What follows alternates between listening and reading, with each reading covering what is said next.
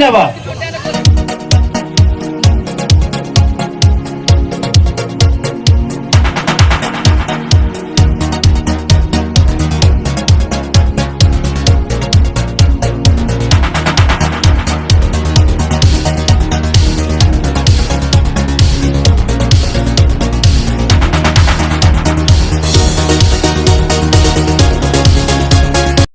बहुत बहुत धन्यवाद राकेश गिल जी,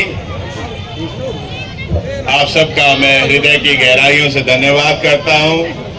आप सब यहां पधारे, अपना अपना काम छोड़कर मुझे सुनने के लिए, मुझे समर्थन देने के लिए, अपना आशीर्वाद देने के लिए आपका बहुत बहुत धन्यवाद।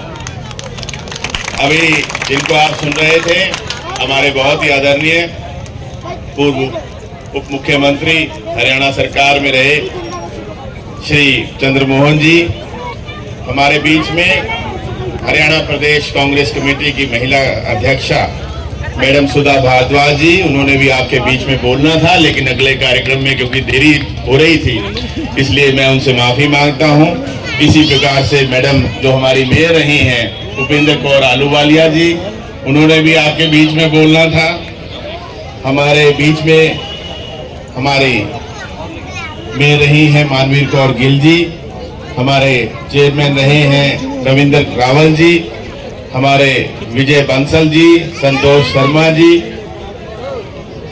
हमारे सभी ने इन्होंने बोलना था जी। मैं आपकी तरफ से और अपनी तरफ से माफी मांग रहा हूं कि ये हमारे वो नेता हैं जिन्होंने बोलना था लेकिन समय के अभाव के कारण बोल नहीं पाए हैं।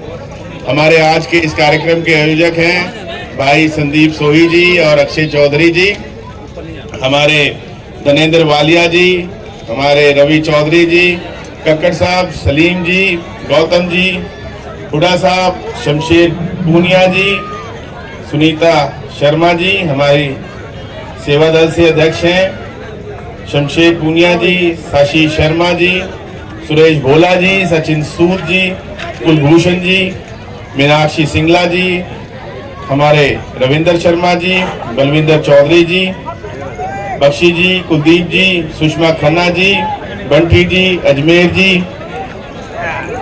सभी आदरणीय मंच आपका सबसे पहले ले लिए।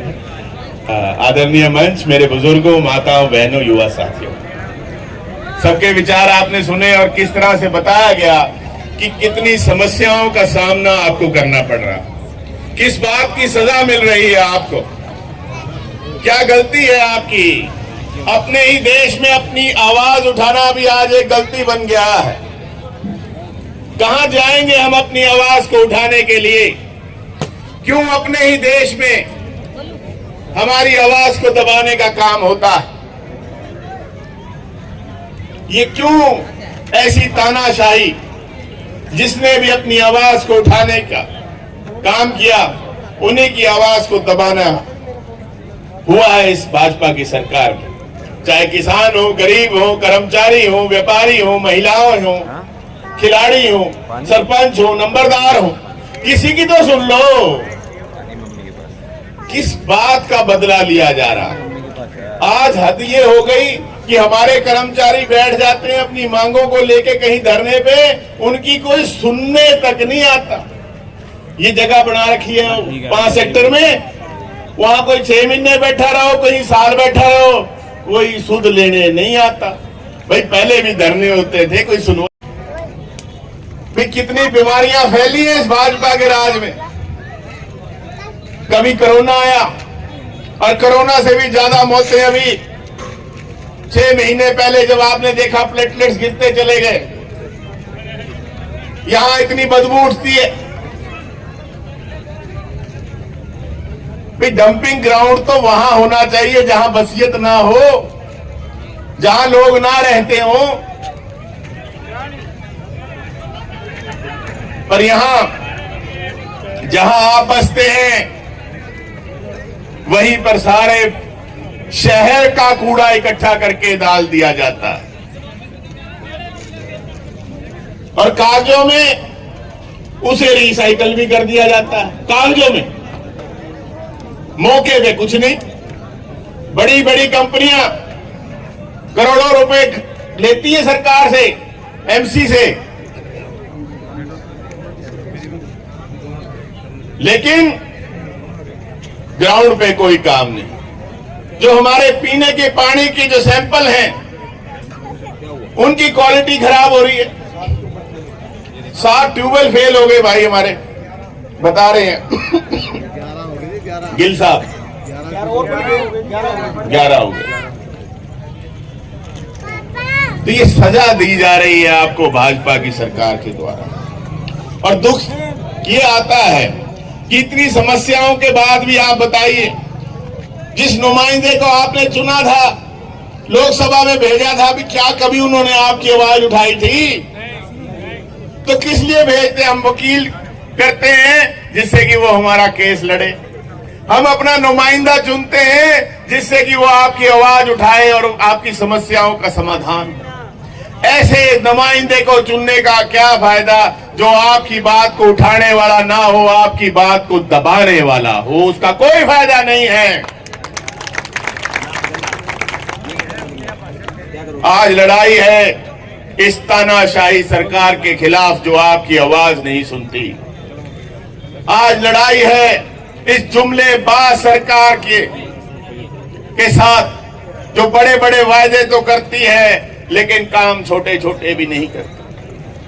आज लड़ाई है अपने देश के संविधान को बचाने की, जिसने हम सबको बराबरी का अधिकार दिया। आज लड़ाई है अपने देश के लोकतंत्र को बचाने की,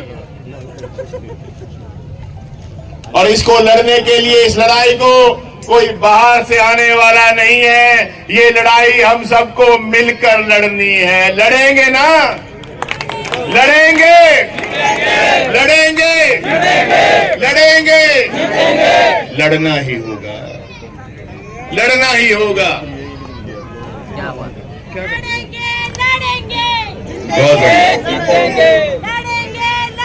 और मैं आपको विश्वास दिलाता हूं कि जैसे विधानसभा के अंदर आपकी आवाज को गुंजवाया है, जब आप मुझे चुनकर अपना आशीर्वाद देकर, अपनी वोट देकर लोकसभा में भेजेंगे, वहां आपकी आवाज गूंजेगी, गूंजेगी। वहां मौन धारण करके बैठने वाला नहीं हो, आपकी आवाज को गुंजवाया जाएगा।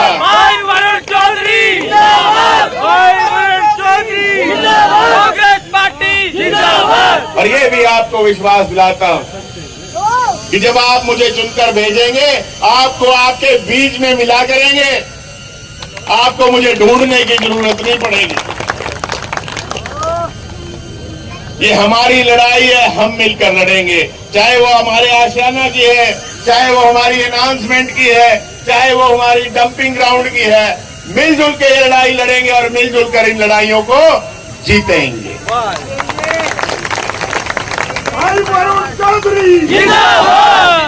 गरीब आदमी के लिए दुख के साथ बताना पड़ता है। अभी जब कांग्रेस की सरकार थी, हुड्डा साहब मुख्यमंत्री थे, कुमारी शैलजा जी केंद्र में मंत्री थी, गरीबी रेखा से नीचे रहने वाले लोग 10% थे हरियाणा के अंदर, 10%।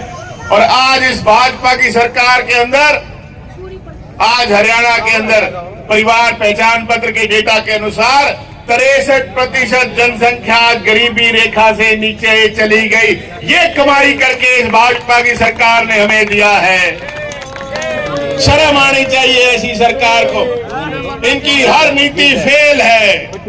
गरीब को और गरीब करने का काम किया।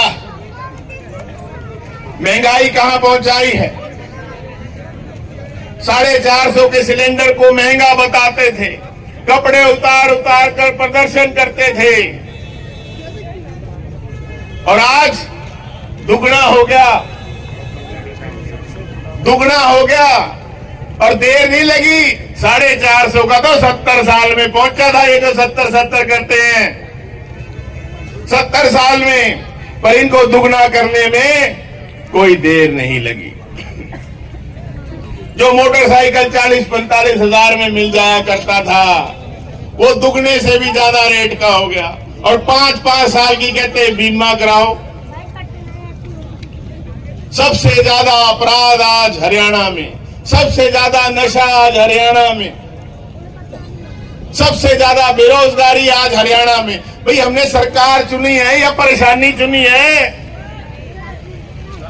सरकारें चुनी जाती हैं समस्याओं के समाधान के लिए, लेकिन ये ऐसी भाजपा की सरकार बनी है जिसने आपकी समस्याओं को बढ़ाने का काम किया और कोई काम नहीं किया। और इसीलिए मौका है जवाब देने का, अब मौका है बदला लेने का कि आने वाली 25 तारीख को ये लड़ाई हमें लड़नी है, सबको समझाना है कि इंडिया गठबंधन जो आपके साथ कंधे से कंधा मिला के खड़ा है, मिलजुल के हमें ये लड़ाई लड़नी।